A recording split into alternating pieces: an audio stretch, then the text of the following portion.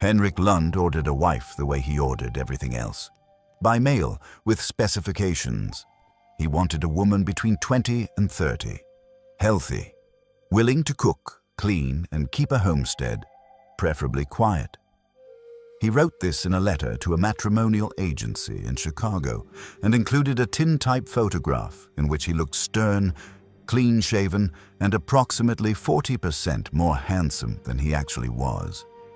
What arrived on the Northern Pacific Rail Line 3 months later was a 30-year-old German immigrant named Alma Brandt, who was 5'8", opinionated, and had decided before she left Chicago that she would be absolutely nothing that Henrik Lund had ordered. This is the story of how a mail-order marriage became the most unexpected love story in Yellowstone County. Now, Henrik Lund was a Norwegian immigrant who had come to Montana Territory in 1876 with $80, a plow, and the absolute certainty that the frontier was a place where a man could build something with his hands, and nobody would bother him about it. He was right about the building. He was wrong about not being bothered. By 1882, he had 160 acres of good land, a sod house he had graduated to a log cabin, 40 head of cattle, and a loneliness so vast that it had its own geography. Henrik was 35, tall, blonde, and handsome in the way that Norwegian farmers are handsome. Which is to say, solidly and without any particular effort to be. He did not smile often. He spoke in short sentences. He believed that efficiency was a virtue and conversation was a luxury. He had tried to find a wife locally. The problem was mathematics. There were 14 single men in the Billings area for every single woman, and most of the women had already chosen men who talked more. So Henrik wrote to the agency. He described what he wanted the way he would describe a horse he was looking to buy. Good temperament, sound constitution, willingness to work. He did not mention love. He did not mention companionship. He mentioned that the winters were cold and that a woman who could not handle isolation should not apply. The agency matched him with Alma Brandt, whose application said she was 30 years of age, in good health, experienced in domestic work, and willing to relocate to a Western territory. None of this was false. All of it was incomplete. Alma Brandt stepped off the Northern Pacific at Billings Depot on September 14, 1882, so wearing a blue traveling dress that was slightly too fine for the surroundings, carrying 2 suitcases and a violin case. Henrik had expected a quiet woman. Alma's first words to him were, "You are shorter than your photograph suggested, but your chin is better in person." Henrik had expected a compliant woman. On the ride to the homestead, Alma asked 14 questions about the property, the water source, the nearest neighbor, the nearest church, and whether there was a lending library within riding distance. Henrik answered 12 of them with 1 word each. Alma noted this and said, "You're either very efficient or very boring. I will determine which by Thursday." Henrik had expected a domestic woman. Alma was domestic. She could cook, clean, sew, and manage a household with the precision of a quartermaster.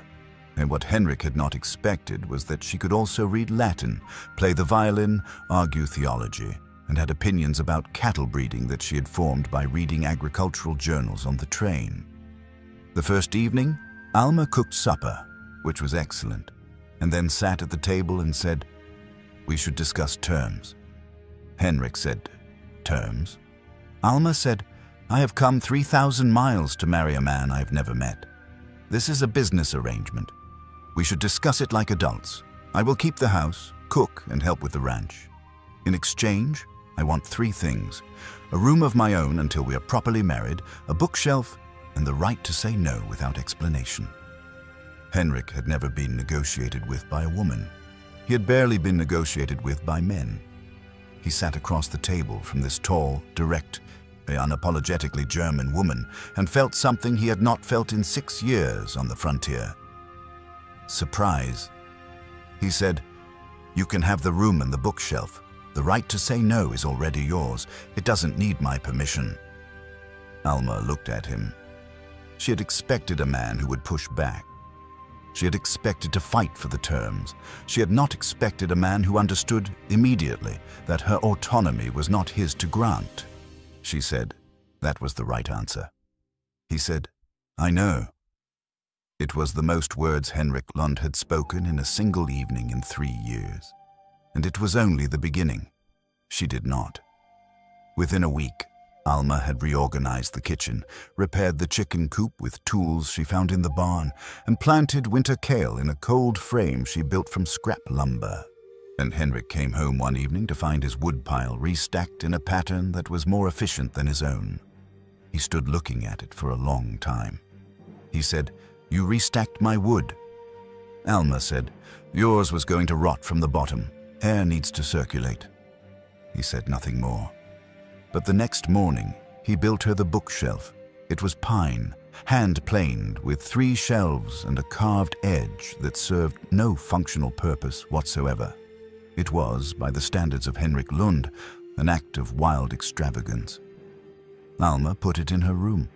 She filled it with the 12 books she had brought from Chicago, and that evening she played the violin for the first time. She was not. By November, Alma was riding with Henrik to check the cattle. She had never been on a horse before Montana, and her first rides were ungraceful enough that Henrik had to look away to keep from smiling. But she did not quit. She fell off twice and got back on both times without comment. On the 3rd week, she rode beside him in silence for 2 hours and then said, This is the most beautiful place I've ever seen. Why didn't you say so in your letter? Henrik said, I didn't think anyone would believe me. It was the most personal thing he had ever said to another human being, and he had said it without planning to. He was not. Henrik Lund was quiet in the way that deep water is quiet. Not because there is nothing there, but because everything is underneath. Alma discovered this in December, when she fell ill with a fever that lasted 4 days. Henrik did not call for a doctor. The nearest one was in Miles City, 90 miles away, so instead, he nursed her himself. He boiled broth. He kept the fire going all night. He sat beside her bed and read to her from one of her own books.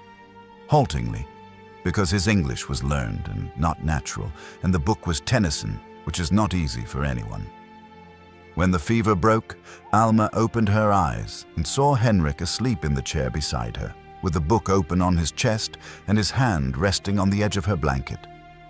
Not touching her, just near. Close enough to feel the warmth of her through the wool. She did not wake him. She lay there and looked at his face in the firelight and thought, I came here expecting a transaction. I found a person. But the real reversal, the one that turned this arrangement into a marriage, happened on Christmas morning. And it was not what either of them expected. Sir Henrik Lund had not celebrated Christmas in 6 years. He had no tree, no decorations, and no memory of the holiday that did not include his mother's kitchen in Norway, which was 5,000 miles and a lifetime away. On Christmas morning, he came out of his room and found that Alma had transformed the cabin. Not with decorations from a store. There was no store within a day's ride. She had used what was there, pine branches from the woodline, candle stubs melted onto jar lids, red fabric from her own petticoat, cut into ribbons and tied to the branches. On the table was a plate of Pfeffernüsse, German spice cookies that Alma had baked at 4 in the morning using ingredients she had been hiding in her trunk since Chicago. Henrik stood in the doorway and did not move. And he looked at the pine branches and the candles and the cookies and the woman standing beside the table, and something inside him that had been locked for 6 years broke open with a sound that only he could hear. He said, "You did this." Alma said, "It is Christmas, even in Montana." He said, "In Norway, we have a word, Koselig. It means..." He stopped. His English did not have the word. He tried again. "It means the feeling of being warm when the world is cold, of being home when you are far from home." He looked at her. "This is Koselig." Alma's eyes filled. She had come to Montana expecting a cold man in a cold place, She had prepared herself for an arrangement without warmth, and this man, this quiet, stubborn, that Norwegian farmer who communicated in syllables and built bookshelves with carved edges, had just given her the most beautiful thing anyone had ever said to her. She said, "In German, we say Geborgenheit. It means the same thing, feeling safe inside the warmth." They stood on opposite sides of the table. They did not touch. They did not need to. The word had been said. The door had been opened, and neither of them was going to close it. They were married on January 6, 1883, by a circuit preacher who rode through a snowstorm to reach them. The ceremony was in the cabin. The witnesses were the cattle, the violin, and 12 books on a pine bookshelf. Henrik and Alma Lund ranched in the Yellowstone Valley for 42 years. They had 5 children. Alma taught them all to read before they turned 5. Henrik taught them all to work before they turned 7. The bookshelf grew to 9 shelves. The violin was played every Sunday evening for as long as Alma's hands could hold the bow. Henrik died in 1924 at the age of 77. Alma lived until 1939 when she was 87 years old. She's buried beside him on the hillside above the homestead, where they could both see the land they had built together. He ordered a wife. She arrived determined to be nothing he expected, and what they built was better than anything either of them had planned. Because the best things in life are never the things you ordered. They are the things that show up and refuse to be what you asked for. If this story stayed with you, tell me, what was the moment you knew Henrik was in love? And if you want another story about 2 people who found each other against the odds, it's right here.